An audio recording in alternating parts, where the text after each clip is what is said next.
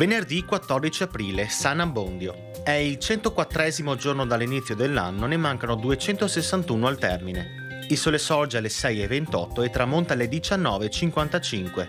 La luna si leva alle 4:08 e tramonta alle 12:46.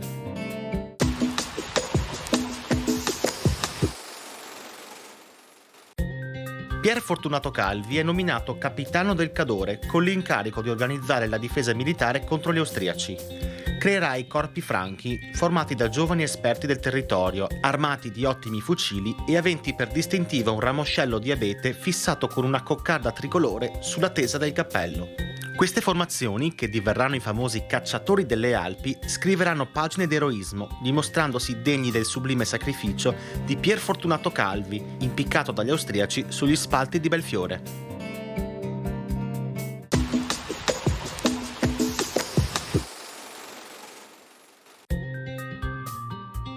Le previsioni per domani.